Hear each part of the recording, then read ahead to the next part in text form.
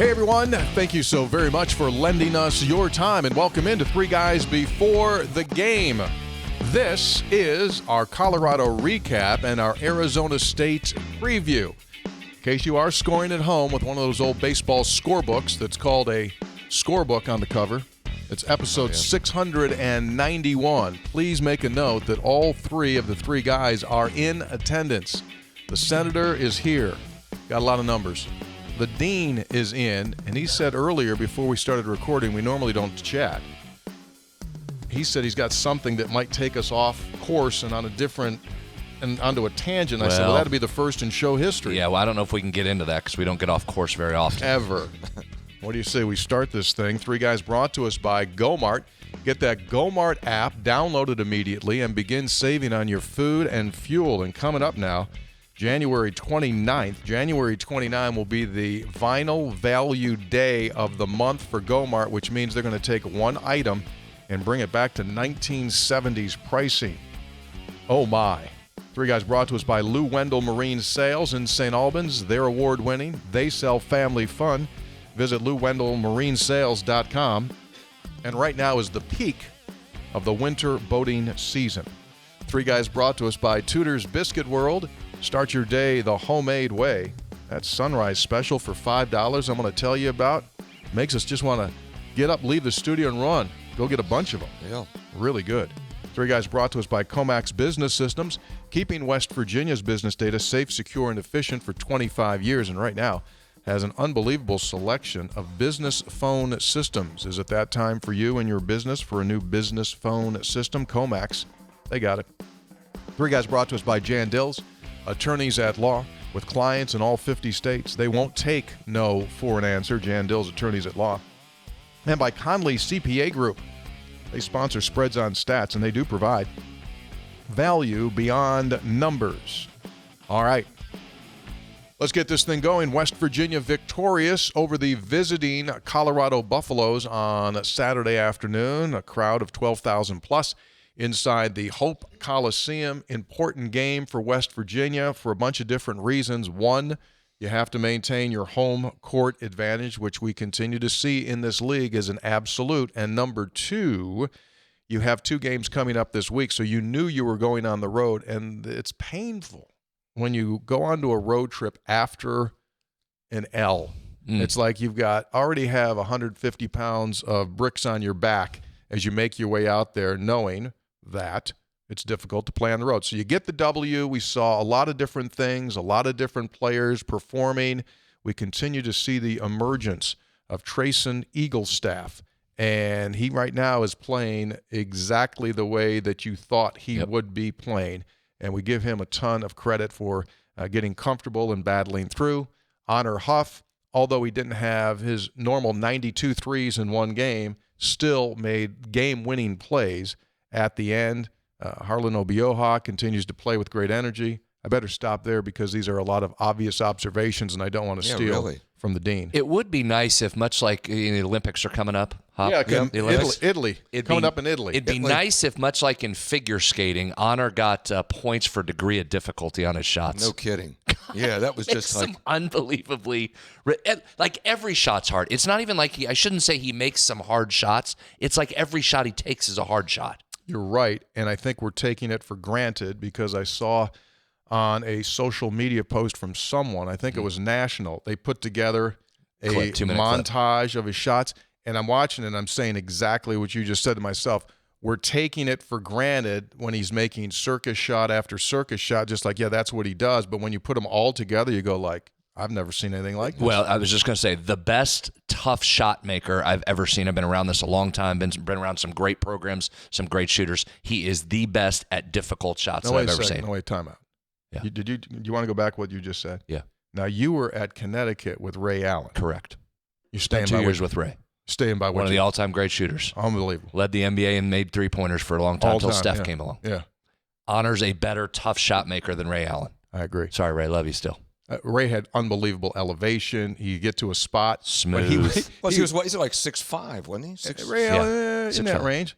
But 6'4", 6'5". But he made conventional threes, so to speak. But Honor, because of his size, Jesus. I didn't realize Colorado went heavy after Honor. Oh, Yeah, they wanted him badly. Correct. yeah.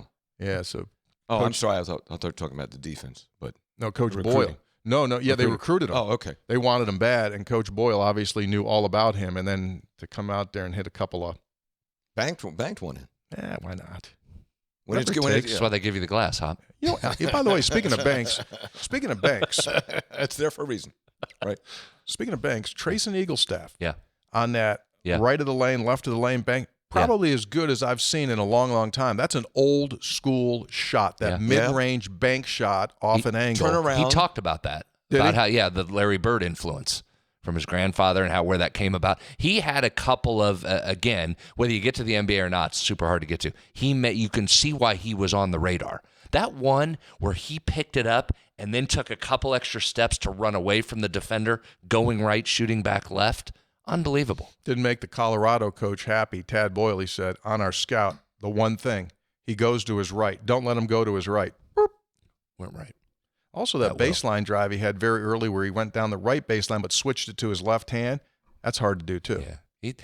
I said during the game broadcast, the thing with him now, we've been talking about him for how long? And we said, just hold on. It's there, Tony. We see it almost every day in practice. The skill set is there. One of the softest, prettiest threes you'll ever see. He can put it on the floor for the mid-range. His size gets him to the basket. You saw added in this game the post-up ability that he brings to you. It was a matter of getting comfortable there in the system, understanding how to play with other great players like an Honor Huff. And again, the defense and the rebounding continues to be there. I thought that was a mentality-wise for him. You could see him say, I can score on these guys. Give me the ball. I'm ready to go. And it's the third time he said that. I started mentioning that about the Kansas game. He started to feel comfortable. You're seeing now why West Virginia recruited him, why he was so highly recruited, and the skill set's more on display. Now, a lot of room for improvement. Got to keep going. There are some massively difficult games coming up, but you're starting to see the real Trace and Eaglestaff. Brad, in fact, you were coaching. I was listening to you guys, and after he made a shot or two, you were in the broadcast saying, get it to Eaglestaff. Wow. Get him. Feed the hot hand. So you're one of those. You were doing that. You were one of those guys. Just like give him the ball. You're a guy that wants to be a coach. Well, I mean, I wasn't breaking new ground. He was scoring at will. I talk about my obvious observations during the broadcast. Hey, Ross, can you get it to the guy that's eating them up? No, I think I think we're both of the same school. That college, for some reason, doesn't go to a guy 8 times in a row if he's on a heater. They don't do that. In the pros, they'll go to him like they come back down the floor. It's like it's not even a question who's getting the shot. And I think in college that needs to happen more. And I think it did Saturday. I thought Ross did another excellent job. I mean, if you take your time and pay attention to what's going on, some of his sets are really good. Like he's on it.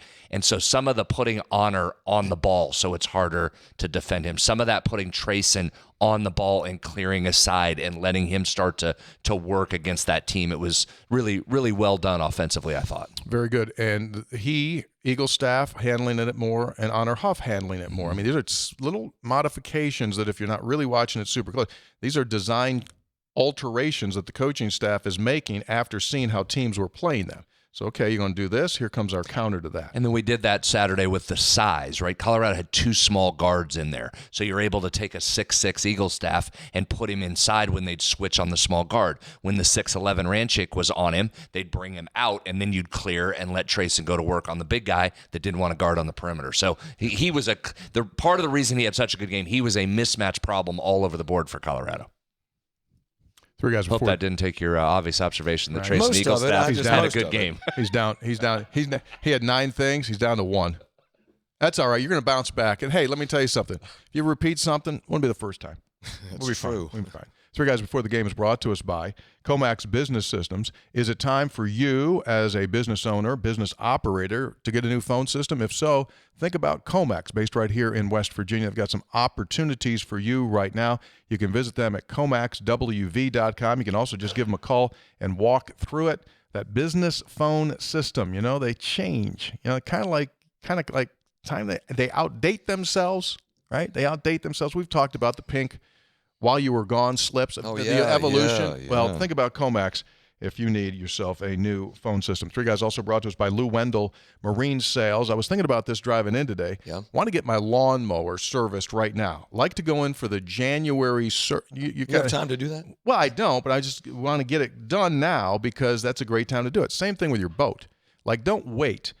Boat needs service. Like, don't wait till everyone is there, right? In like April, May, going like, hey, when's my boat going to be done? Do it now. Yeah. Lou Wendell can do that for you. They're the only Honda Marine premium dealership in the state of West Virginia. They've got that brand new Honda McLaren racing motor, and they've been doing it for 40-plus years, 4 decades. Located in St. Albans, you can visit them at LouWendellMarineSales.com. It's become a big feature. People talk about it. It's Hoppy's obvious observations. He's got thoughts that sound brand new, but they're things we already knew. He's got his whip bomb ready, heaven knows. Let's make it quick before his bladder blows. Yeah, bad bladder. It's Hoppy's obvious Oh, yeah. observations. For those of you watching, there he is, ladies and gentlemen. Obviously, that's Hoppy. The observations are really obvious this time. They're so obvious, we're going to repeat them because we've already talked about it. First is, as Brad likes to say, I'll try to put a slightly different take on it. As Brad likes to say, you're allowed to get better. And I think you're seeing this team get better. And you may not, you're not going to knock off Houston at Houston. You're probably not going to knock off Arizona at Arizona. But in games where you're fairly evenly matched, you're seeing this team find a way to win. And I think that's critical. So you're seeing them get better. And that's what you're looking for, right? Mm-hmm. Correct. Yep. Okay. You're allowed to get better. Yeah, you're allowed to get better. So this team I think is finding a confidence level and finding a way to win. Number one. Number two, and this is really unique. Home court advantage is real. Does it matter? There's a lot of there's actually I did some research on this because there's a lot of research on this. There are hundreds of studies about this. Here's one that I found by Sport Journal. Home teams, when supported by, and this is important, when supported by the home team's crowd, play better with enhanced game efficiency. Not just harder, but game efficiency. So quantitatively, you're better on average at all levels. Shooting, rebounding, assists, defense, all those things. So that can be quantified. So that is real. Now, what your home court is like affects how much of an advantage you have. If you're, whatever, a smaller school or a school that doesn't have big crowd support, it's negligible. If you're Duke, it might be 7 or 8 points. If you're West Virginia, the average is nationwide is about 3.5 to 4.5 points, according to Pete Corner, an odds maker in the Las Vegas sportsbook. So not to interrupt you, but I'll add to that. Okay. Ken Palm lists West Virginia as the best home court advantage in the country, on average worth 4.6 points In the world. Yeah. So So think about that. You get 5 points, so there, the crowd, the atmosphere clearly makes a difference. You had 12,000 there. You had to sell out for the Kansas game. So Brad, what you all experienced there, being courtside, it definitely has an impact. Correct? No question, and that's led you to 15 consecutive home wins now, dating back to last year's second longest streak in the Big 12, behind only Houston. Wow. I mean, think about that. I was, you know what? I'd lost track of that. Think about this. Just this weekend, to your point. TV broadcast had that, by the way. Oh, okay. That's where it came from. To your point, UCF plays Arizona, the number 1 team in the nation, to a 7-point game on its home floor. Right. Cincinnati beats what was number 2 Iowa State by 9.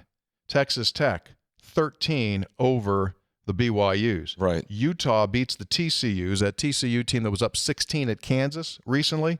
They get beat at home by the Utahs. West Virginia did its thing, and Oklahoma State gets away with a 1-point win at home. I mean, home court pronounced. Big 12 teams winning at a 70%, dead even 70% clip at home right now. You know what that means? We got to go out there Got Wednesday. to upend the percentages. Get in there. As for the game itself, we talked about Trayson Eaglestaff. I mean, look at his stat line: 9 of 14 shooting, 6 rebounds, 3 assists, 1 turnover, solid defense. 37 minutes he was on the court. 37 minutes. As Coach Hodge said, quote, "That's a high-level performance. Some games earlier this year, he just didn't have the confidence that a shooter needs. But that's now emerged. Shooting outside, and he's shooting outside. He's taking it to the rim. I mean, he doesn't have a one-dimensional game, as you guys talked about. He can take it to the rim. He can back a guy down. He can shoot from the outside. He's really starting to emerge. And because of that, and so I saw the quote from Tad Boyle, and he said after the game, part of our keys to beating West Virginia is we have to know the personnel. What's our plan for Honor Huff? Because that's the first guy you talk about, right? Mm-hmm. Is Honor Huff. Yep. And they focus on Honor Huff, but guess what? Now another guy steps up and he says, we were trying to double team him and get the ball out of his hands. We did a good job of that, but we didn't do a very good job on Eagle staff. So now, Coach, now you got another guy, minimum, that you have to worry about. Poor Elijah Malone. He tried to help out there. That was weird. What do you mean? I don't know that I've seen that. He had 3 first-half fouls. Yeah. Got a fourth early, and they left him in the game, which I get it because they were having all kinds of issues with Harlan Obioha. We'll get to him when you talk about individual performances. So they leave him on the floor, and like 30 seconds after he got his fourth, he gets his fifth 35 feet from the basket trying to guard Honor Huff in a hard hedge, and it was like he wanted out of the game. I mean, he just kind of leaned on Honor like, I'm just going to get my 5th foul here. Last year up at their place, he got hurt. Yeah, back problems, so he's not been a factor. It was weird to get the 5th foul that early and there. It was weird. I won't make any. I mean, you can speculate a lot. I'm not going to do that. So now you got this road trip. Can you get one of two? And by the way, I probably won't have a Bobby Hurley cam, which I'd love to have just to like the whole time up in the corner. Good. Agree. That would be good. Just watching that along with the game. But obviously, I'll have the video on. I'll be listening to you guys, so I'll be counting on you guys to pay particular attention to the opposing coach and describe accurately what you're seeing and hearing. Yeah. I've never been there before. I've never been in this arena. Really? I've been to Arizona a 3 times, but I've never been in this one. This is an old one. A couple other things. I haven't either. And I'll get to I want to save the other thing because I don't want to delay Brad's stuff any longer. But people are calling for it. They want it. 2 points on this day, January 19th, 1974, college basketball. Notre Dame came from 17 down. Oh, this was the day. UCLA. Beat UCLA. Came from 11 down with 3:30 to go. You know who was on that call on TV? Who? Dick Enberg and Hot Rod Hundley. Is that right? Yeah. Wow. Always a West Virginia connection. Dick Enberg and Hot Rod Hundley did that game. 71-70 ended the Bruins' winning streak of 88 games. Yeah. Unbelievable. Which coincidentally, that streak started with a loss to Notre Dame. It started after that. Dude, you imagine 88 games. Stop and think for a second. You imagine 88-game winning streak? If that happened if that happened today, the amount of attention it would draw and the pressure that it would, I don't think you could get to 88. It couldn't happen today. Couldn't get to 88 again. It could not happen today. And that was that eclipsed San Francisco, which I think was 60 or something like that. The Dons with Bill Russell. Yeah, they were pretty good. Casey Jones. Martin Luther King Jr. Day today. He had a lot of great quotes. I was looking for one specifically to sport. A lot of the things he said, I think you could apply to sport, Brad. He said, the ultimate measure of a man is not where he stands in moments of comfort and convenience, but where he stands at times of challenge and controversy. In sport, what's going to happen? You're going to win, you're going to lose.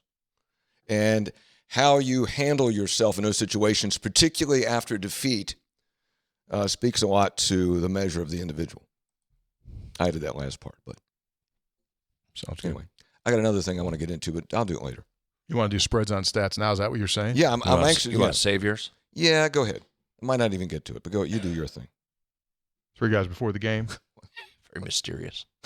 I'm so intrigued by that. Now you've just got me. No, it's not a big deal. I probably won't be able to pay attention to Brad thinking like, where's Hoppy going to go? No, it's not a big deal. It's just an observation I wanted to make at some point. It's not a big thing. 3 guys brought to us by Tudor's Biscuit World. They've got the sunrise special out right now, and sometimes it's a little bit difficult to see the sun at this time of the year, but it'll peak out. Nevertheless, this special will last through the month of February. It's a great deal. $5. 5 singles. It's all you need, or just a Lincoln, $5 bill.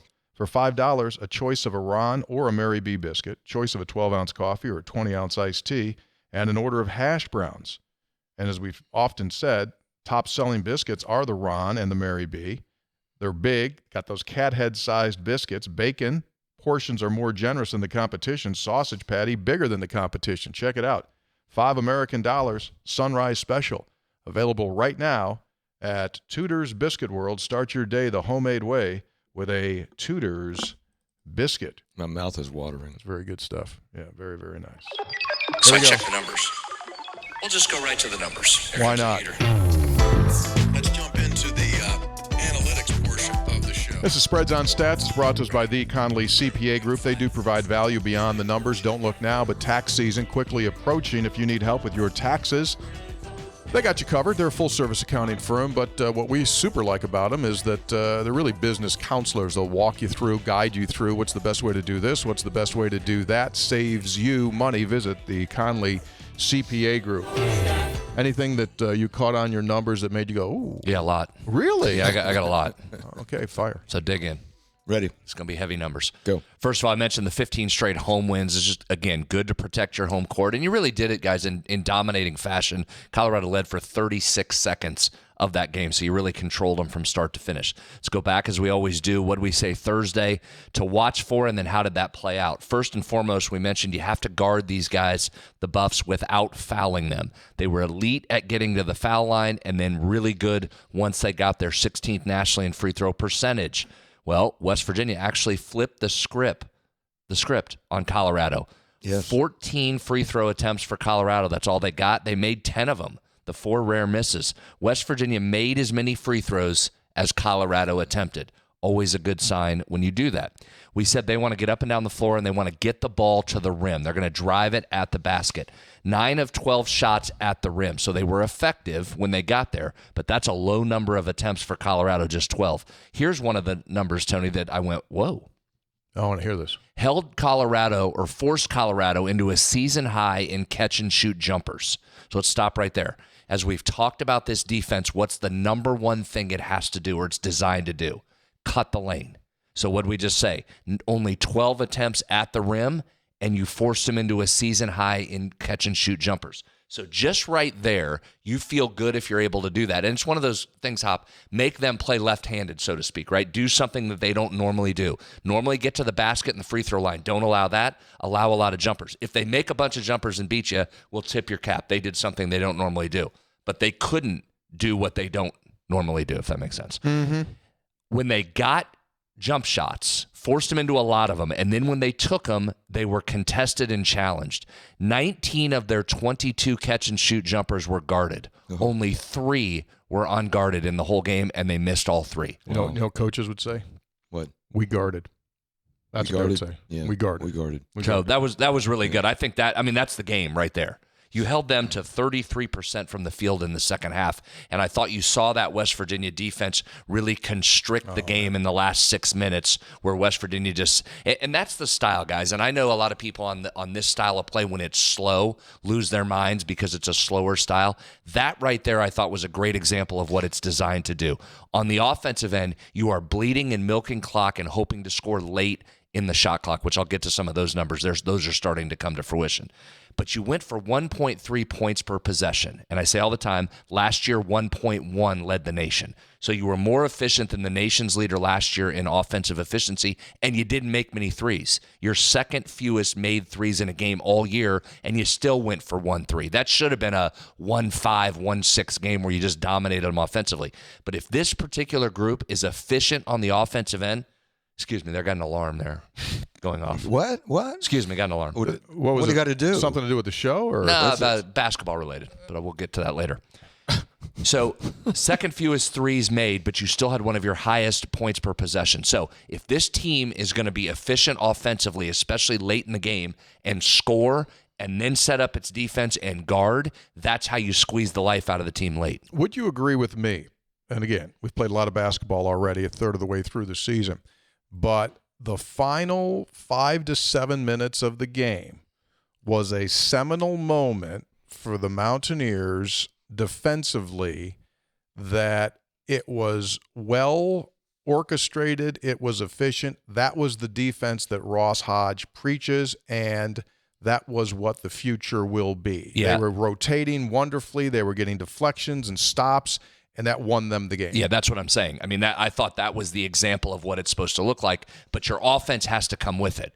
because if the offense isn't making shots, then the defense has even more pressure on it, and each basket that it makes is more of a problem. But when you're scoring late in the clock and you're bleeding the clock, and then they're having trouble get to you, and I made a couple notes during the game, and the one note I made that I was going to ask Ross about first, but he got to it before I did, is that Jasper steal late.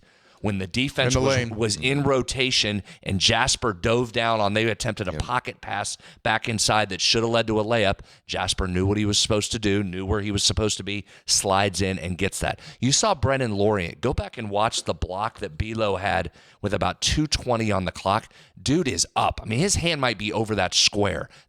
That sealed it. I don't know that it changed the game, but it helped seal it like, okay, they got no shot. They're not coming back in this. So I thought both ends of the floor, that was exactly how Ross wants this thing to look in the last 5 or 6 minutes of a game. I was going to go back and look on the Lorient block. I didn't watch it. I was going to rewind it. I didn't see it. Someone may have put one of those old Bud Light Daredevil mini tramps. Remember the Daredevils used to come in? They used to come in. Remember they used to dunk it like this? He was way up. I think someone put it on the floor, and he just kind of went straight up. That was a supreme athlete in a big moment, just saying, you know what, I'm going to go get this. He got and it. Just elevate. It was awesome. Let's talk about Isaiah Johnson for a second, the talented freshman from Colorado. He was the focus of the scouting report. He actually got his first start of the season. They'd been bringing him off the bench. 16 points a game. He'd scored in double figures in all but 2 games. We said he, in particular, wants to drive it and get to the rim. 37% of his shots were at the rim. He was in the 99th percentile in free throw attempts per 40 minutes coming in. Held him to 4 free throw attempts on the game. Held him to 12 points, and 3 of those came, I believe, in the final minute. And he scored a tough jumper over Jasper. So really should have held him to his 3rd single-digit output. It was obviously a big part of that game. He had 0 unguarded catch and shoots. He came in as one of the nation's best spot-up shooters, top 2% in points per possession in spot-up jump shots. You want another wow? Came in as one of the top spot-up jump shooters in the country. He had 0 spot-up attempts. 0. Talk about something, a game within the game that is going on, and it's one of Jasper Floyd's best attributes. His on-ball defense and ability to guard the other team's best guard is invaluable to this team. And then when he has to come out and Amir comes in, now you got another dude, high intensity, good defender that can match up with some size as well. So really good individual defense as well. I know Isaiah Johnson didn't have the numbers that he normally does, but he's fun to watch play. Incredibly skilled. So his dad, former Division I player, his mom, a former Division I player, and his dad is an NBA trainer, not an athletic trainer, but he works guys out, including LeBron James, among others, Maxey, and all those guys. You could just see his skill level is beautiful, very fluid and fun to watch. Yeah, but he West did Virginia not have a great game because West Virginia made him not have a great game. Yeah. They held him in check.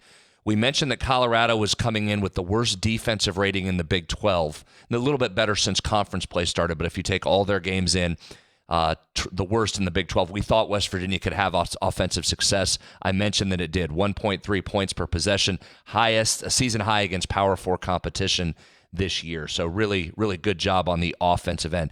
Said it would be a big game or could be a big game for three-point shooting. Colorado entering the week before the Cincinnati game, Hoppy, they were a bottom 100 team in three-point defense. I've mentioned before, there's some around the game that believe your three-point defense, there's some of that's just regression. Some people just miss shots on you. It doesn't have everything to do with your defense. That might have been the case for this Colorado team. They got 2 cases of positive regression for them. They got Cincinnati, who can't shoot it. And the Bearcats went 3 of 16 from 3, 19%. So that made the Buffalo's defensive numbers look a little better. But then West Virginia comes in and went 6 for 22, 27%. Second fewest made threes in a game, as I mentioned.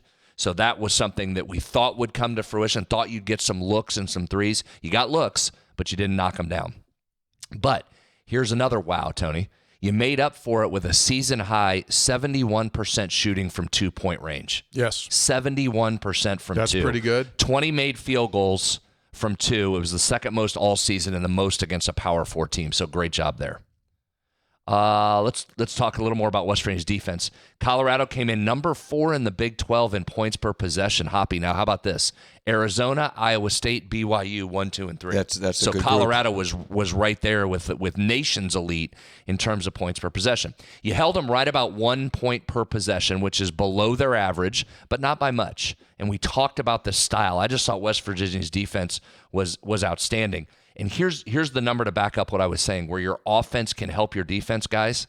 That was a season high for West Virginia in shot attempts in the final 4 seconds of the shot clock. Oh. Season high in shot attempts in the final 4 seconds. So against a team that wants to push it and run, you were able to take it down. But what's the next important part? Not just drain the clock, but do Make what? 'em. Make the You shots. better make them. Second most points in the final 4 seconds of the shot clock all season. That's a winner. So there it is. Yeah, that's a winner. Right? You like that, Hop? I like that. And now when it's late in the game and West Virginia has the ball and they're trying to run clock, I remember thinking to myself, I had confidence. You feel good about West Virginia handling the ball and burning clock during those last couple minutes. They're getting to the point where they weren't ready to win those type of games. Obviously, the Clemson game, the Wake Forest game, Ohio State. Now they've gone through it. They've learned. You are allowed, as Brad says, to get better, and they're getting better at doing that. Yeah. Offensive rebounding. Let's talk about this. This was a massive part of the win.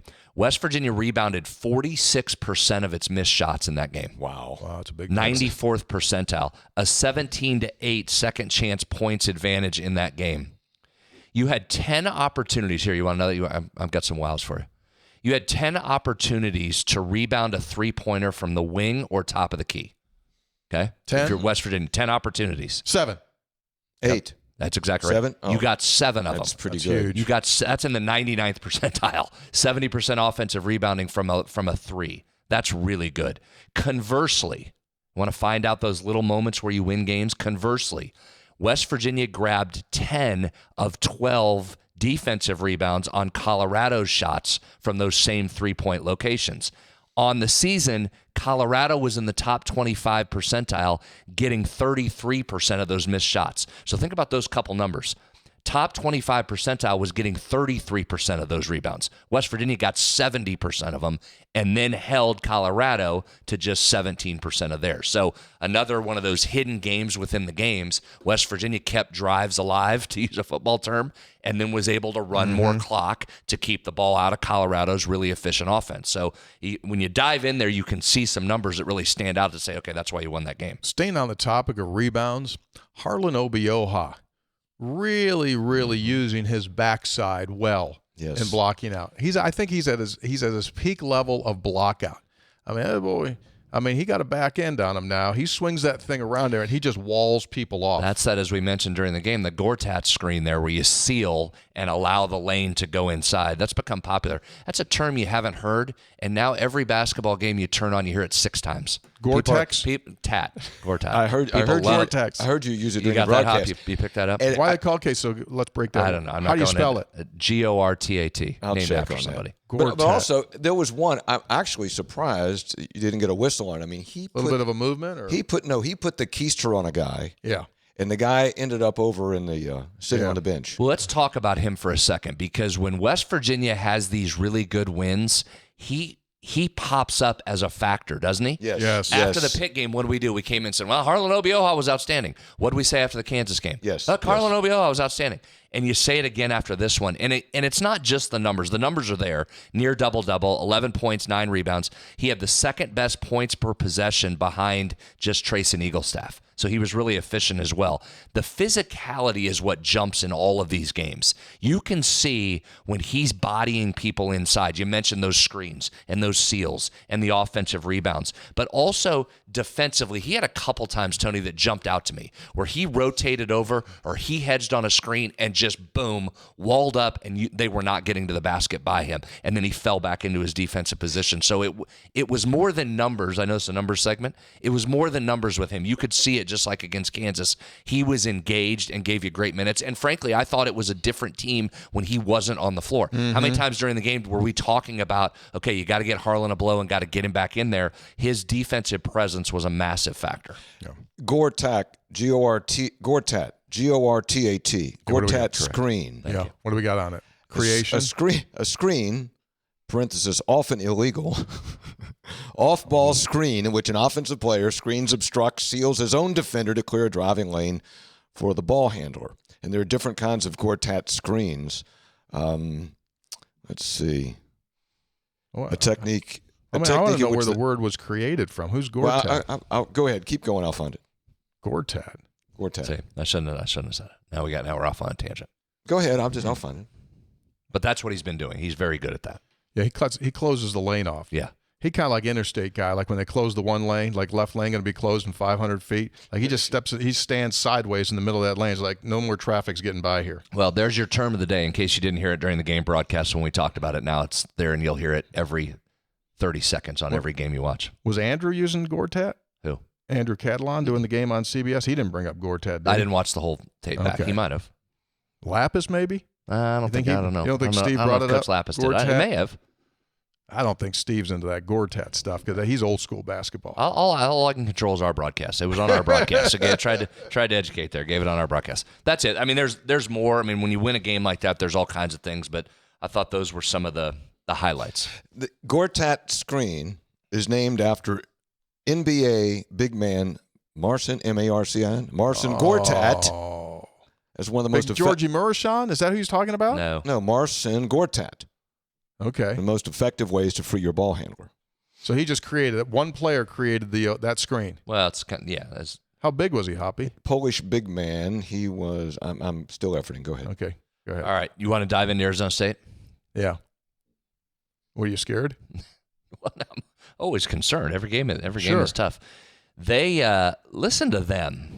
Listen to that. Have lost 5 of their last 6, right? And had a really tough time at Houston last night. We know all about that. They gave up a hundy to Houston, lost by 30. They fall to 1-4 in Big 12. So it's really easy to look at this team and go, they're 1-4. You're going to walk in and get a win. Worst thing you could ever think. They have played BYU, Arizona, and Houston all in their first 5 games, and all of them have been on the road. Good Lord. Like, thanks to the schedule makers is what Arizona State's saying. Thank you very much. May I have another? BYU, Arizona, Houston, 3 of their first 5 games all on the road. Only because the Knicks were unavailable. My goodness. So this is a team that has some talent. Their schedule has been the one in the league that has been tougher than West Virginia's start. So I think you get 2 teams here both looking the same way. Arizona State says, all right, get us back home. Let's play West Virginia. West Virginia's going, all right, let's go on the road and see if we can stay hot here and go steal one. They do have wins. The Sun Devils do over number 40. These are Ken Palm rankings. Number 40, Texas, 58, Oklahoma, and 45, Santa Clara. Pace is once again going to be a factor, as it often is with West Virginia games. You're going to want to control that. Arizona State wants to push it. They're in the 95th percentile nationally in fast break points per game, and they're really good in that transition in terms of 60% from the field from 2, 41% from 3. So you've got to get back. So again, this is another one of those games. Don't turn it over. Don't give them live ball turnovers. If you can get some baskets and be efficient, that will slow it down by just by its nature of getting your defense back and set. It's another team that gets to the free throw line a lot, and they're good when they get there, 76% from the line in Big 12 play. They've been very good on the offensive glass in Big 12 conference play, 3rd in offensive rebounding percentage. How about this? I'm back to some segments on where you get your offensive rebounds. They're really good on the shots around the basket. 100th percentile when it comes to offensive rebounds on missed shots at the rim. So you know the Chance Moore play, as you dubbed him, second chance Moore. When he puts it up, misses, and goes right back up, they'll get a lot of those at the rim. They're in the 98th percentile on offensive rebounds from mid-range 2s. So when they pull up, they have a propensity to go get the ball. And they're 93rd percentile on offensive rebounds from any shot in the paint. So anything in the paint, you've got to get a butt on somebody and make sure you go get the basketball. They have struggled in defensive play, or on the defensive end in Big 12 play. I mean, they have played Arizona, BYU, and Houston. You're probably going to struggle defensively. So I'm going to give you some numbers, but I don't know that they are a true reflection of this team. They're last in defensive efficiency in the Big 12, last in effective field goal percentage defense, second to last in defensive rebounding percentage, last in opponent 3-point field goal percentage. So again, just looking at the numbers, you would think you would be able to score here, but let's see how this plays out because they have played some really good offenses. Opponent adjusted, as you like to say. Even with that opponent that they've played, they've forced a lot of turnovers. They're top 80 and really good at live ball turnovers. 92nd percentile in points per possession when they get those live ball turnovers, 70% from 2, 50% from 3 off those. So be careful if you turn it over. You better get back and run them off the line.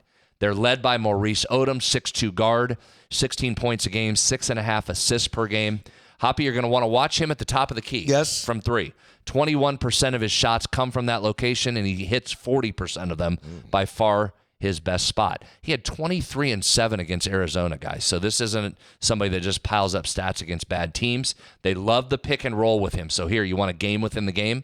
Tony, you want a game within the game? I do. Odom is 99th percentile nationally in percentage of possessions in the pick and roll, and he'll be the ball handler. Shoots more 2s than 3s off of these. He's getting a West Virginia defense that's second in the Big 12 in defensive points per possession against the pick and roll and 9th best nationally in defense against the pick and roll. Strengths against strength. Strength on strength there. Also, 7-1. Keep an eye on 7-1. Masamba Diop, freshman. Pretty good and coming. 14 points a game. 81% of his shots are at the rim. This is a big Harlan game, and it's a Harlan game. Don't get in foul trouble, or you're going to need some help interior defense-wise. He only has 19 misses on shots at the rim all year. Put the Gortat on him. 8 straight games of 15 or more points until last night against Houston. Only the third game he wasn't in double figures this season, so he's really good. And then one of my favorite names in college basketball comes up from the NAIA level. That would be Pig Johnson. Excuse me? Pig Johnson. PIG? PIG. Watch out for him. He likes to get to the line. 98th percentile in free throw attempts. Is that his given name or is that a nickname? No, nickname. Nickname. So I've there you- often said we've lost, this country has lost its ability to claim good nicknames. We've lost Fatty, Stinky, Smelly, Fatty. Right? We lost them all. Now we got a Pig. Pig's back. Pig Johnson. Now, Pig's keep my an guy. eye on him. He does like to kind of leak and try and get into transition, so maybe you can take advantage of that on the defensive end, but you better get back on him. He's in the 99th percentile in points via fast break. This might be the first game I've ever called with a pig. Pig Johnson. I like it. Speaking of nicknames, Martin Gortat's nickname is the Polish Hammer. Oh, yeah. The Polish Hammer or the Polish Machine. Did he play college basketball in the U.S. of A? No, I don't think so. Okay. He played in the NBA. Yeah. There, he's 6'11", 240. Now he's on the Washington Wizards coaching staff. Who remember the big Polish kid from Gonzaga? They had a big Polish dude. I mean, my man was massive. That's not him. He may not. I don't think he played That's college not him. here. Yeah. Okay, wrap it up. That's my spreads on stats. Hop, you can go back to your thing now. That was a good insight. That was a right? lot. That was a lot of numbers. What do you think? The line will be? Oh, it's It will be. Ken Palm's got us losing by a point. Yeah, it'll be give or take. Yeah. Boy, it'd be nice to get one of two, wouldn't it? Give or take. Be great. No, it'd be nice to get all two. Well, I understand that, but I'm trying to be realistic. Well, that's fine. Get one, then go take a shot. All right. Arizona, early start. Oh, is it? Yeah. What time? It's going to be noon out there. Noon local time. 2 o'clock here Yeah, okay. at Arizona. We'll What time do is some- it? What time is the game Wednesday night? 9, isn't it? 9? Is it 9? Is it 9? It's So 9. 7 there? We'll do a post-mortem on Arizona. Just not enough time to get into the preview of that game, but just real quick, talk about an elite offensive team. Yeah. They are outstanding at every position. Like all 5 of those guys that are there, you're just going to be like, I mean, pick your poison here. They are so good offensively. Here's what jumped out Better to than me. Houston? Oh yeah, I think. Oh, really? I think this might be. Well, I'll have to see him. This is going to be, if not the best offensive team in the country, it's right there. Really? They are elite offensively. But here's what jumped to me, guys, about Arizona, as I started to do a little pre-work with them. Sure. They're number 3 nationally in defensive efficiency right now. Jeez. That's not what you wanted. Like you knew they were going to score. You did not need another top 5 defensive team in this league. Like go back, get bad at defense. Be at least in the 30s. They're not. They're sitting number 3 right now. Tough league. 3 guys before the game brought to us by Jan Dills, attorneys at law. Firm started here, operates here in West Virginia, but now spread across the entire country with clients in all 50 states. They specialize in Social Security claims and military benefits. So if you need help with disability benefits, we tell you the best way to go is to contact Jan Dills, attorneys at law, right from the start because it's a process with a capital P. More obstacles than you can imagine. You need someone that does this every single day that can guide you through the process. We had that stat where like 80% of initial claims are rejected, and so don't go through that. Doesn't cost you a penny to contact them. You don't pay a penny until they get a settlement for you. So if it's military benefits or Social Security claims, contact Jan Dills, attorneys at law. They simply do not take no for an answer. All right, what's your off-tangent top? He's got me so teased out on this. I cannot wait. I've been fascinated by this point shaving scandal. Oh, okay. of 17 different NCAA Division I men's basketball teams attempting to fix more than 29 men's basketball games involving 39 players. I read the indictment. Excuse me? Read the indictment. How many over the pages? weekend. It was like 59 pages. You went through the whole thing. Well, a part of it is real repetitive because the charges against individuals, Same so like thing. the charge against Brad Howe, the charge against Tony Cruz, the same as Brad Howe. So it was the same, but I got the essence of it and read some of the individual charges. But so you see a pattern here that what fixers do. And by the way, this is just, I think these fixers are just, these are guys. This is not gambling. These are just miscreants. Okay? Miscreants. At what they are. I mean, these are not, I don't think these are real sophisticated guys.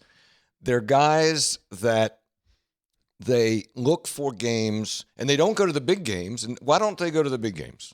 Why don't they go to big time schools? Because these are all smaller schools. Why? Because those players are already getting paid. So what they do is they connect with leading scorers on teams and pay them to underperform. Then the fixers bet the over for the other team. So let's say it's Team A and Team B. And let's say Team A is favored by 2.5. So they go and they find somebody on Team B, and they pay that guy anywhere from $10,000 to $30,000 to underperform only in the first half, typically. Only in the first half. Then make the bet that Team A will cover in the first half. All right. This is from the indictment. Quote, the fixers targeted for their scheme NCAA basketball players for whom the bribe payments would meaningfully supplement or exceed legitimate NIL opportunities. The fixers also generally targeted for their scheme players on teams that were underdogs in games, and we talked about that. So, Tony, they're going after guys. They're looking at games and teams where guys aren't getting much NIL money. So somebody comes up and says, I can pay you $10,000, $20,000. That looks pretty good for guys that aren't getting paid. Right. I mean, it's the standard operating procedure of crime. They go to someone that feels slighted or disadvantaged, and they sell them a bill of goods. Yeah. It's the standard in the industry. And one player who fixed a game by underperforming in the first half got back to those who were paying him and said, this was easy. That's his quote. This was easy. Yeah. Instead of scoring 12 in the first half, he scores 2 and then can go and do his regular thing in the second half. Yeah. So in that sense, it's easy. But, Brad, as you like to talk about, it's also easy to track. This had to be one of the easier tracking sessions these guys have ever had. I think you could take the average teenager and have him develop an algorithm and say, give me a lower level D1 game where the line is 2, 2.5, 3, 3.5, something like that, and where the lead scorer on the underdog team underperforms in the first half, and then there's heavy betting on Team A to cover. I mean, boom, it'll pop up. Very good. Very good. But you can make it easier. Okay. There is no chance you can get one of the dollar figures in this was a $450,000 bet on a Towson game in the first half. I don't know of a book in the world that's taking that bet. They spread it around. Yeah, Doesn't matter. Doesn't matter. I mean, the total. Yeah. You get 100 down on a game. That's getting flagged. Some of those other numbers that we're putting out there, those were getting flagged instantly. You try and get 25,000 down on a first half under of a Towson game, you're getting dinged on that. So I think a couple things. One is, and again, I think these were just jokers. I mean, right? Just guys who think they thought up something. and there might have been more involved in that. Okay. All right. This is big boy stuff. This is big. But here's the deal. I understand your concern, and that was the concern. These types of things have to happen because every time it happens, it further secures the business. Does that make sense to you? It is more difficult now to fix a game than ever before. Before you had social media, right? This happened. This was happening, and no one knew about it. Now it's being brought to light. The computerization, the amount of a handle on these games instantly throws up flags. It's actually safer now than ever before. That's and correct. these kinds of things have to continue to happen, and it will refine and it will clean itself. Yeah, I would agree with that. I just think you're going to see people are going to keep trying it, right? They're going to keep trying it, and it's going to keep getting exposed. Interestingly enough, you know who really is against this is who? The sports books, right? Because what, Brad? They want dependability, right? They want, when they set a line, they're assuming certain things. And that's where that stuff gets flagged. You go in there and try and get 100,000 down on the first half. Dartmouth Brown first half under. Guys walking straight in the back saying, we could probably find it, you know. So it's I just think it's fascinating, and it's fascinating that Tony is that it's coming to light in the way that it is. It has to. It's an evolving process. It'll get safer and safer. You remember the same thing with the Alabama baseball coach. Remember, Brad? The word came through. The one guy wasn't going to start, and some goofballs went to these sports books like in Indiana and put a ton of money on it. And it was in Cincinnati, and the guy walked in. Yeah. And again, this probably isn't high-level criminal activity, but he walked in, and they wouldn't take his bet because it was a midday afternoon game during the week. And they're like, this guy wants $10,000 down on this game? No way. And he came back out, and the guy reportedly got more agitated and said, if you had the inside information I did, you'd want to get this down on the game too. Yeah, you know, like the bank criminals button right there when someone can just most hit the button. Like a lot of those guys down there. I mean, not to say that all criminals are stupid. High percentage, pretty dumb. Well, I think these guys, pretty dumb. By the way, off topic off of this, but Brad and I had the occasion this weekend to talk, and I'm going to leave this very generic. I had the occasion to talk to someone that came for the game for the weekend, who now handles. You turn your microphone on. Well, good. You should probably turn yours off right now. Who handles like high level organized crime in his day to day? Just fascinating stuff that's going on out there. That's pretty generic. That's fine. Amazing stuff that makes you go like, leave it there. Oh my, pretty wild. Pretty wild. Anyway, I think it's interesting. You can read the indictment. It's not hard to read. Speaking of this past weekend. Letterman's weekend had 40-plus former players in there. Thrilled to see Wilfred Kirkcaldy. Really? Had not seen him literally since he was here as a player, and that was 95. Wow. So we're talking 30-plus years. Looks great. Good. Obviously was involved in a horrible accident coming back from Easter break, lost his leg, and was out there. And he looked great and was in the NBA front office for 14 years. Now real estate in Atlanta. Really? And looks good nice. For him. He was excited to be back, it seemed. He was, man. Yeah. Any other names? I mean, 40-plus guys. Oh, yeah, tons. It was great. All of them. Yeah, it was good. Guy David Ligori was there. Brent Solheim was back. Damian Owens was back. Chaz Briggs was back. Lowe's Moore came over and said hello. Did you get to say hi to him? He came over before the game. Yeah, I didn't see him. Said hello. I didn't see him. John Oliver. Oh, we got a picture of John. Put the picture of the guy in the blazer, not the one in between Tony and I. Yeah, there you go. John Oliver was back. Yeah, John? Yeah. So John is interesting. He lives in Minneapolis and in Florida, and he's done incredibly well. But he was one of the baddest asses ever to wear a Mountaineer uniform. He would rather punch you in the throat than score a layup. He was tough with a capital Tough. He's a bad boy. Martial arts guy. Loved him. Yeah. Syracuse, Fun New York. to see him. Yeah, Syracuse, New York guy. I say my guy David Ligori was back. David was in. Yeah. He's in financial services, right? Isn't that what he does? I think so. Josh Yeager Josh came by and said hello. Beelington Bomber. Beelington Bomber was in the house. Beelington Bomber. D'Alessio was. I didn't see D'Alessio. I didn't see D'Alessio. Yeah, I haven't seen him in a long time now. Okay, but that was great. Did you like the throwback unis? Yeah, we'll talk about those. Loved them. And I'm not a uniform guy, but I loved them. Loved them. All right, let's do this. Let's do some textual healing.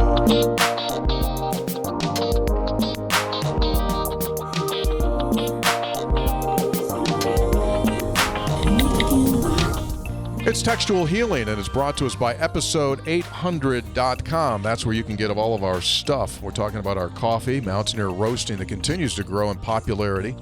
Talking about our popcorn. Oh, popcorn. I'm going to tell you something now. Home Run 304 popcorn is coming out. Remember, we debuted that last year for baseball season, plus all of our apparel. Okay, a couple of things here. First off, before we get into these, shout out.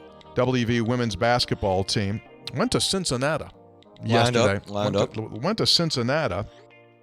And up 26, 5:25 to go in the third quarter, up 59-33.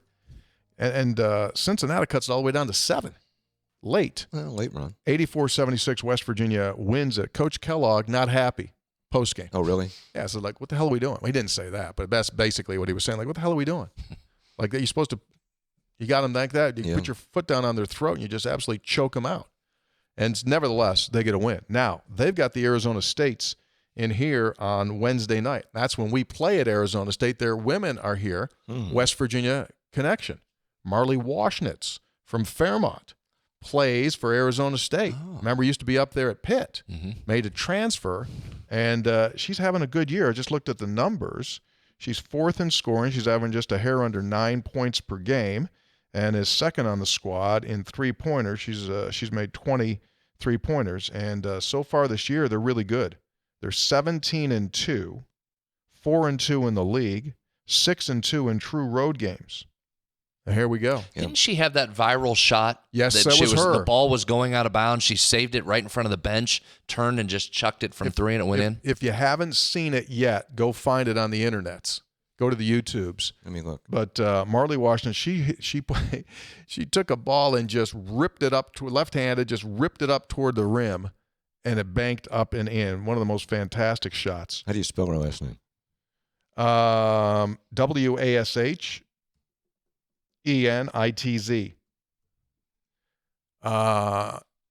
Know her dad, know her grandfather. Grandfather with one of the all-time great lines. Were you there that day? You were there that day? Hoppy. Her grandfather. Oh my gosh, I just saw it. Hoppy, her grandfather used to drive the equipment truck for the Mountaineers. Oh, okay. So this is BC. We'll go up to BC, and we're in the before or after the game. I can't remember what it was. That's when BC had already announced they were leaving to go to the ACC. Oh. Her grandfather lit into Gene D. Filippo, the AD at BC. Did he? Oh, yeah. Yeah. Just went after him. Pretty good. I'd call that. As Dana Holgerson would say, yeah, pretty good. Pretty good. Yeah, that's pretty it. good. Yeah, you should just Google that. Yeah. Texter. Shot. Hey, three guys. Luke from Fayetteville, West Virginia, checking in. I played my college career at WVU Tech under James Long.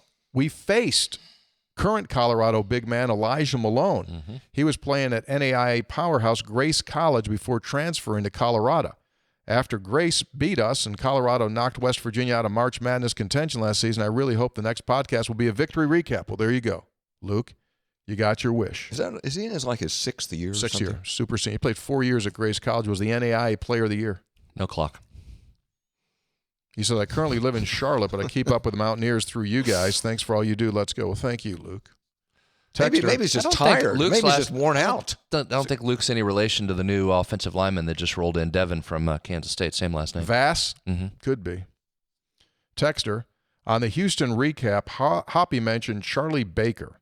Senator Kennedy of Louisiana asked Charlie what he was going to do about women in men's sports, gambling by college athletes, NIL, and transfer portal during a recent congressional hearing. Senator Kennedy suggested that Charlie buy a spine from Amazon. Does Hoppy know whether Charlie's spine has been delivered? Hop, did you get a notification on that? Not aware. Not aware. We'll look into that for you, Randy. Texter, Dewey and Corey with their game time snacks at the Mountaineer game.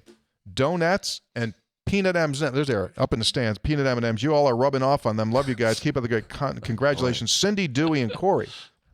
Thank you very much. Very good, boys. Looks like that's a healthy snack. Ready to go. Those are good.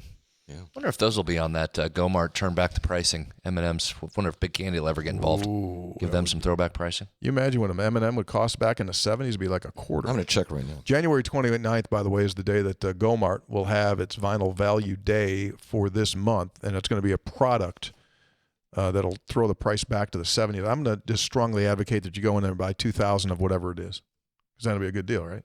Be a great deal.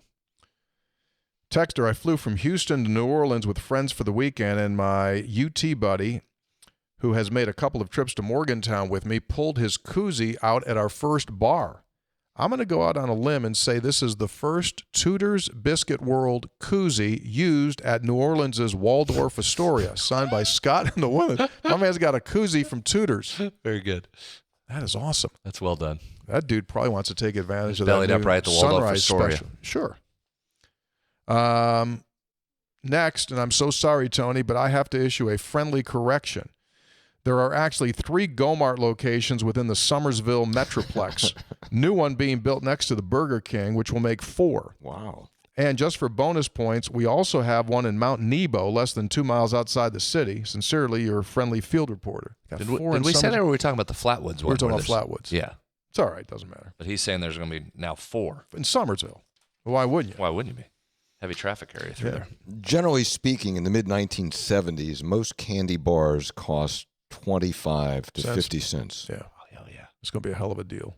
If it is candy. If that's one of the items on there, I'm at in. some point, Big Candy's got to get involved. I would think. I don't know. They have a lot of power. They might have said we're not participating. A Big Pop. They're going to see Big Pop do it. They're going to see Big. They're going to see Big Pop, Big Beer, Big everything do it. Big Candy a little bit different. Big Candy a little bit different. Big Candy will say we want in on that. Big Candy a little bit different.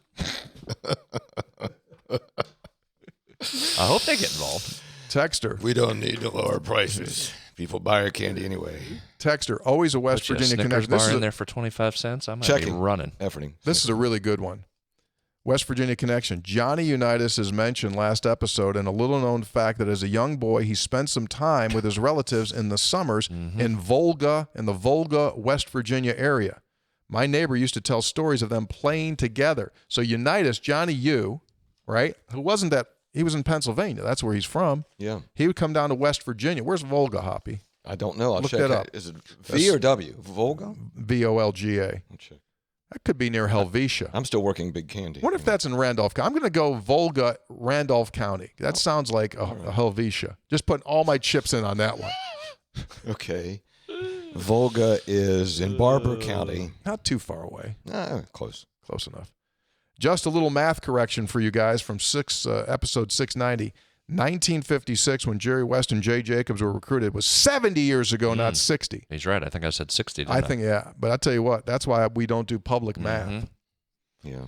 Pigpen in Boone County, I suffer. No relation to Pig Johnson from Arizona State. No. I don't think. This guy's Pigpen, one word together. I suffer Bob's pain with the earworm, but it hits me differently. The part you play afterwards, so Hoppy's close on obvious observation, I hear some reason, livin' da vida loca, and that becomes my earworm. I don't know why that would be. Texter, Chester from Winchester, probably not his name. Outgoing portal update, junior forward Amani Hansberry, arguably Virginia Tech's best, averaging a near double-double per game at 16 points and 9 rebounds. Heck of a player. Yeah. No surprise. Texter, during the beginning of the second half of the game, Saturday, CBS Sports Network announcer made a reference to Three Guys before the game. The announcer said he listened to Tony on the Three Guys Colorado preview edition and referenced Tony giving credit to Colorado that they don't go away. Then they showed Tony and the crew at the media table. Three Guys is turning into the corner to a national level of relevance. Another guy writes in, hey, Caridi, what do you got, a PR firm now? The Automatics used to be. Bridges is from Fairmont, and Deuce was a top football recruit. Now it's a two-shot of you and Brad. Signed by Sean and Raleigh. You guys are getting a lot of attention these days. Almost every TV broadcast does something about you guys. Josh from Ocean City, Maryland, not sure if you've heard, but during the Colorado game, the CBS Sports Network announcers addressed Tony as the host of the podcast, Three Guys Before the Game. It looks like it may be the tombstone after all. Love the show. Let's go Mountaineers. So here's the deal. Hey, if you would, Jake, show that picture. So Andrew Catalan was the CBS announcer there. He's to the right in that picture. The guy on the left is the voice of the Colorado Buffaloes. Oh, okay. That is Mark Johnson, who makes my voice sound like a soprano. He's got an unbelievable really? Got voice. pipes? He's got pipes that they reverberate in your chest when you hear him. So Mark was at Syracuse as the play-by-play announcer when they won the World's Championship in 2003. So the last time he had been to Morgantown was 2003 or 2004. But he's an incredible dude. He actually is a cowboy. He professionally has cutter horses, and he still rides them. So he's a great dude, and it was great to see Andrew. Big listener to the program. We appreciate Andrew him listening. listened. When I went into the Hall of Fame at Syracuse, Andrew was with me. He was the other guy that got in. Oh, really? Yeah. He's great. He does CBS NFL football. He does CBS golf. Great. I can't find Snickers. Hershey bar 1970 was 10 cents. A Hershey chocolate bar. Kevin in Canton. Colorado game just ended. Good win. Needed it. Loved how we're looking down the stretch. So I know you guys love the throwback unis. I 98% agree. Only problem I have is the gold and blue stripes around the armholes didn't go all the way around. Could we not afford the full circle, or what's the deal? Brad, you work at Daniels. Ask the fashion expert. Fine looking Phil if I'm correct. Love you guys in the show. Kevin in Canton. On the originals, did they go all the way around? know. Might have been era specific. Yeah. Same thing on the same thing. Tom in Beckley writes in, where did you guys get those quarter zip and hoodie you were wearing during the game on Saturday? You guys look sharp. Yeah, those are nice. Saw you on TV. Hey, Jake, could you put that What? You had the same picture as, back as the up there, coach. the We one went with throwback. us with Andrew? Oh, yeah. There he is. There it Yeah. is. So, yeah, that's I got mine at Fine Looking Phil's. Same. Yep, same. And Coach had same, right? He's got Coach them available. Ours was different. No, ours but was different. That's Peter Millar. Yeah. Oh. Ross, I don't know. I think he was wearing Tony's standard has the throwback royal blue logo with the WVU diagonal just in the old typeset. WVU, yeah. Mine is actually a gold circle with the 44 in it. Phil's got those over there now. Phil's got those over there, both of those. The hoodie, Peter Millar hoodie that I'm wearing, and the quarter zip that Tony has on. Plus another one that has like a blue stripe, horizontal stripe in it. Has the state with the script West Virginia in it. Oh, that's nice. Very nice throwback. You guys are coordinating with the uniforms of the team. Just for that one-off. This game we were because it was a big night, big throwback. Well, night. if it's a gold rush night, Tony, you break out that I didn't once last a year time. gold blazer. I did it once. They had 2 gold rushes already this season. I said, I'll go one. Okay. Gold tie is all you're going to get the second time. Okay. Texter, all right, I think I'm going to go all radio from now on. I'm 2-0 on the radio listens. Great W, got to hold serve at home. I do like Brad's commentary on questionable calls and can't beat a Tony call on a huge basket better than Gus Johnson, signed by Periopolis Phil. Texter, Hoppy K, renowned WVU podcast co-host, got his start on a local public affairs radio show. That's what they filled in your obit. Brandon from Brandonville, likely not his real name, not a game text. Sitting here Sunday evening watching the latest episode, and I hear our boy, Charles Wesley Godwin, with a song on the opening of the season finale of Landman. Yeah. Attaboy, CWG. Let's go. Good show. Good show. Glad CWG's on there. Lastly, we have an update on our popcorn. Couple of things. We have secured a ticket, by the way, for Hoppy. He will attend the January 24th leadoff baseball dinner here in Morgantown with Steve Sabins and the crew. Homeless Dave has gotten Hoppy a ticket, so Hoppy will be there. I'm homeless as +1. Yes, you are. And also, a lot of things going on with our Home Run 304 popcorn. Remember we debuted it last year, described as a rich, dark chocolate drizzle and salted caramel peanuts that bring the crunch, the salt, and the sweet finish. It's our version of Cracker Jacks. It's coming back. It's coming back. You know what else might be coming back?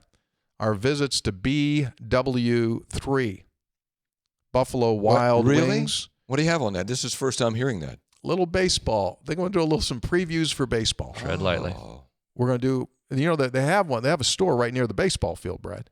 I know. So we just might, Be a great might do location. some live events before a That'd be series nice. gets underway.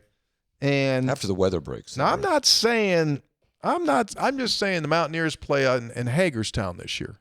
Baseball team does. Plays in Hagerstown. Okay. Just might do a little something there too. That's all I'll What say. now? I don't want to overpromise. In I never have. I'm not going to start now. It's Penn State. Playing Penn State there, right? Right. Yeah. Might have a little event there in Hagerstown. In 1973, Brad, your Snickers bar was 15 cents. Oh, I hope that makes the list. I got to I find hope out. Big Candy doesn't block that. I got to find out. I got to find out when we can announce what the item is for the month of January. That's coming up January 29th. All right.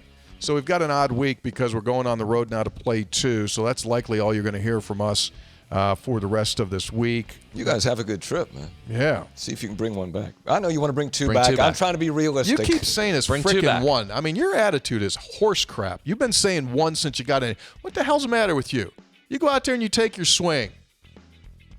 What are we going to do? Mail it in, say, hey, we're not going to come down and play? You take your swing. That's the essence of sports. I understand that. That's the essence of sports. This is why we play the games. Where the hell were you when it was the U.S. against Russia in the Olympics? We wouldn't have won that game. You know why? Because you wouldn't have shown up. You said, no, Coach Brooks, forget about it. Just give the victory to Russia. Soft ass. Three Guys brought to us by Gomart. Get a Gomart rewards card. Go to Gomart.com for details. No hard edge. Three Guys brought to us by Lou Wendell Marine Sales in St. Albans. They sell family fun. Man, I hope so bad we win. I will absolutely destroy you. Visit LouWendellMarineSales.com. By Tudor's Biscuit World. I hope so, too. Start your day the homemade way, not what you've been saying.